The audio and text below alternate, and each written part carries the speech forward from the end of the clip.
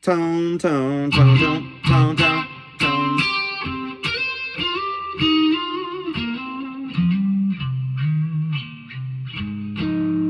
Tone, tone.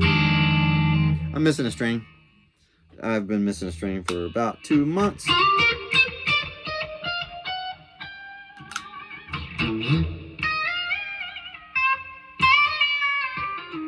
All right. So, I'm going to start. So let's talk tone. I'm going to give a definition of tone, of having tone, of good tone, of what we mean by tone. That is worth commenting on.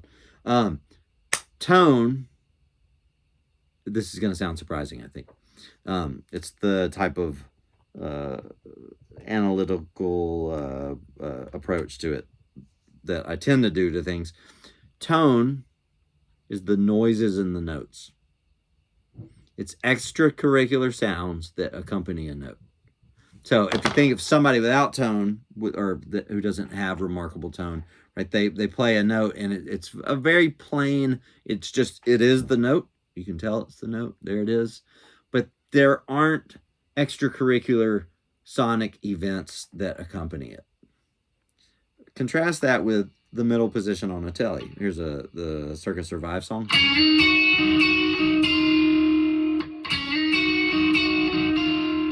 Right? There's a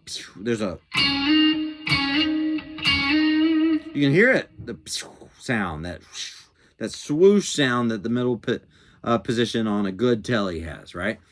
That is an example of an extracurricular noise it's in addition to the note just happening, right? But it's this sound that accompanies the note, right? Neck pickup on a telly. It's got it too. Right? All right, so let's talk about these noises that we're talking about. A couple of properties that these noises have. And this is where we start to get into, okay, here's how you can really get into shaping and manipulating your tone. So when you start noticing these properties. So first of all, we've correctly identified what tone is. I know some of you probably disagree, and that's great, fine. I don't feel the need to argue with you. You are welcome to go do whatever it is you do, or go listen to other people on YouTube. This is just my approach that happens to be right. The tone. Anyway, so tone is the noises in the notes. Interesting properties about those noises. One is they are all encoded in the treble frequencies. Think about this. Like this. That sound. That's treble. That's something happening in the treble. Same with, the neck pickup. There's those accompanying notes that without which, there's those accompanying noises, and those noises are very bright. They're very high up there, right? Even a great arch top tone, right? So like I happen to not think some of Incredible Jazz Guitar of Wes Montgomery. I think his tone on that album, it's not that great. Whereas the album with Wynton Kelly's trio, his tone on that is killing. On So Much Guitar, his tone on that is pretty killing. And the difference is a lot of the tones on Incredible Jazz Guitar, they sound like this, right? And I know that non-jazz players think that arch tops, that's what a jazz tone sounds like. It's really muddy and stuff. And yes, Metheny sometimes does that. He sometimes really turns down his volume, his tone knob, right? But for the most part, I would say every great arch top tone I've ever heard was way brighter than you might expect. It's bassy. There's a big bump to it. It's fat, it's round, but it also has treble. And that those treble frequencies, especially the sound of when you're hearing the box. I don't have a nice arch top. Poor me. Man, I saw that. I had never seen the 17-inch Collings arch tops before the other day. Oh my gosh. I bet that's so beautiful. Anyway. Um on a nice arch top tone, those are way brighter than you think. And the sound when they just mic them, the sound that's telling you that yeah, that's a hollow guitar. It's a very acoustic tone. Those sounds, those are in the treble frequencies. They are. I mean, they're great arch top tones are brighter than you think. So they're encoded in the treble frequencies. Now you can approach that a couple of ways. I think one guideline here is, it's certainly the way I approach it, is I always come off the guitar bright. Those ones and zeros, all that information that encodes for those noises, if you come off the guitar with them and then darken later in the chain to taste, like in my case, I almost always do it with an overdrive pedal. In my case, it's almost always a Rocket Blue Note. I love that thing. I always have. But as long as I'm coming off the guitar with it, with those frequencies intact, it's kind of hard to get rid of them later. And you can, but you can get things to be pretty smooth, and somehow those little attack noises, those extracurricular sounds, they still survive somewhat, quite a bit actually. So come off the guitar bright. Never have dark pickups. Never. If you have a guitar that's really mellow, like acoustically, let's say it doesn't have really old strings, right? You've got fresh strings on it, and you play it and it still sounds mellow, just sell it. Or you could try a bridge change, but that's really your only hope. A guitar that's has a very mellow attack acoustically, and it's not the strings being dead, is a crap guitar. It is. I mean, I defy you to get a great tone out of it. So come off the guitar bright and then darken later to taste, right? In my case, I actually accentuate them. This pedal is not for everyone. In fact, most people who play it hate it. Maxon SD9. Landau uses one. I think he's played one for years, and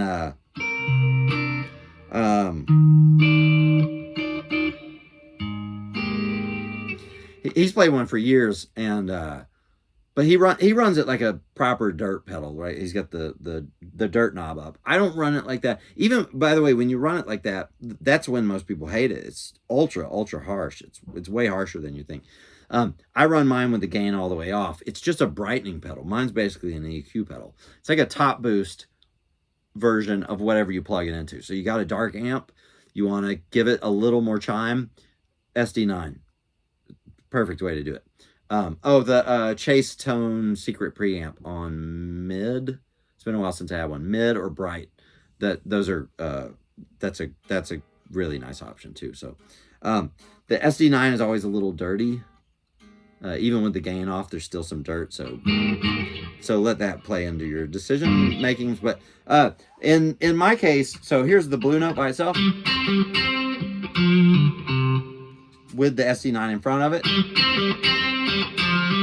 See, there's an accentuation of the high stuff from the high mids on up. So I come out of the guitar, tone knob all the way up, pretty bright pickups, and I hit the SD9, which accentuates all that stuff, and then I'll darken at the Blue Note or at whatever else, darken to taste.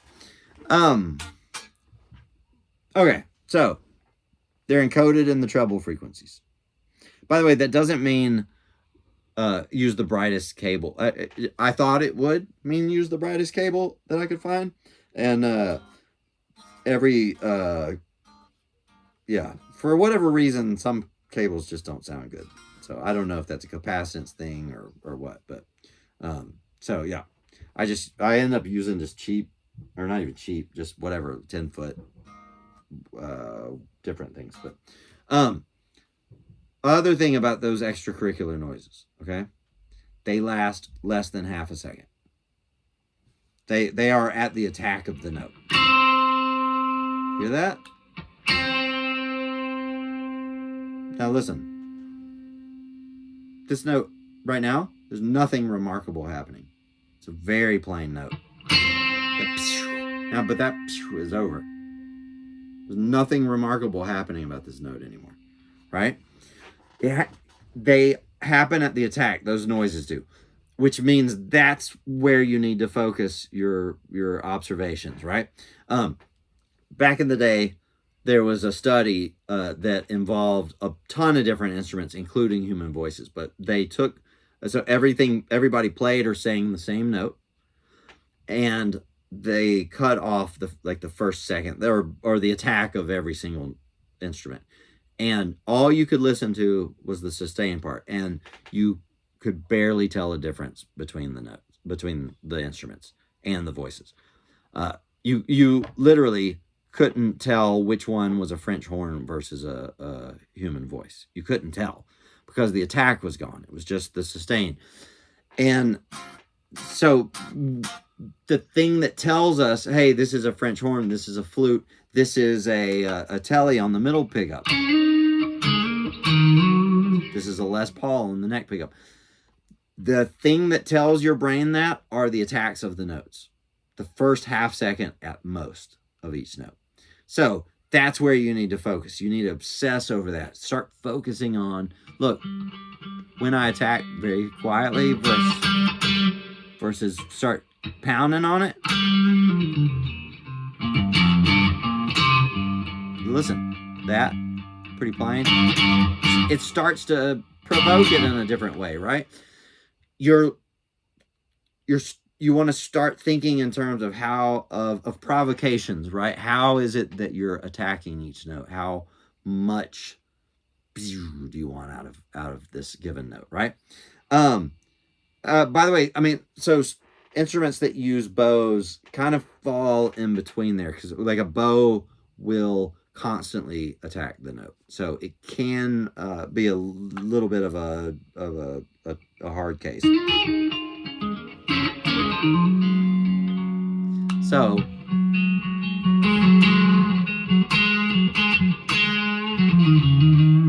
with fingers, you got a huge range of attack, right? I mean, this super, right? So mind the attack, mind your treble. Mind the attack, mind your treble. But the treble thing, following the 80s, I think everybody was really concerned about how let me see if I have any tax stuff up here. Maybe I do. About how in the 80s people tended to use pretty scooped rock tones, and how you couldn't tell what the notes were sometimes, that you could just tell that a guitar was playing. There's a terrible Bon Jovi song that has a perfect example of this. It's Born to Be My Baby. But right before the first verse starts, there's a guitar riff by itself, and I have no freaking idea what notes they are. I can hear that there's a guitar, and I'm telling you, it's basically by itself. I mean, granted, there's too much reverb on it, or too much, it's subjective, right? But if anything counts as objective, being able to tell what notes are being played, I would think that's pretty close to an objective standard, to something that most everybody wants man, you cannot tell. So mid-range gets you heard, treble gets you tone. Mid-range gets you heard in a mix, treble gets you tone. So if you by the way, a corollary of this is you're recording something for an album, try, so when it's just you and the amp in the room, you can think, oh wow, this tone is amazing, this is so killer. And it's because you're hearing these little details that as soon as you're in a mix, this is really what people mean by in a mix, like that tone doesn't work in a mix. Most of what they mean is, does it have enough mid-range to cut and to be audible to its details, but also does it have enough treble that any of its nuances are audible, right? Those noises that we're talking about. And what you'll find is the lower, what I tend to do is that the lower the part is going to be, to some extent, there's a correlation. There's a negative correlation with how much treble. The lower it goes, the higher my treble goes, right? So beware judging your tone based on you sitting in front of the amp, right? Because you can sit in front of the amp and you'll hear all those little details. As soon as the rest of the band comes in, the first thing to go are the little details. You want to get them back? Brighten it, right? Great way to do this, great way to learn this is to work with an amp plugin. You know, record a part, put it in a record a part to a big song, like a big solo, and then put it, just mess with the volume, and notice how the lower you go, the first casualty are those little details, those extracurricular noises, and you can get them back by just turning up the treble on the amp plugin. There's something else, I forgot it. I wish you could pause these so I could. Yeah. Anyway, yeah. It's not coming to me. It might be gone for good. It's dangerous in there, my skull. Yeah. Feel free to disagree. I don't care. Tone is the noises in the notes. Those noises are encoded in the treble frequencies. They are, and high mids. They are, they last half a second or less, right? So that's where you need to be listening, right? So there you go. That's my philosophy of tone. Let me know if there's something specific you want to talk about. Yeah.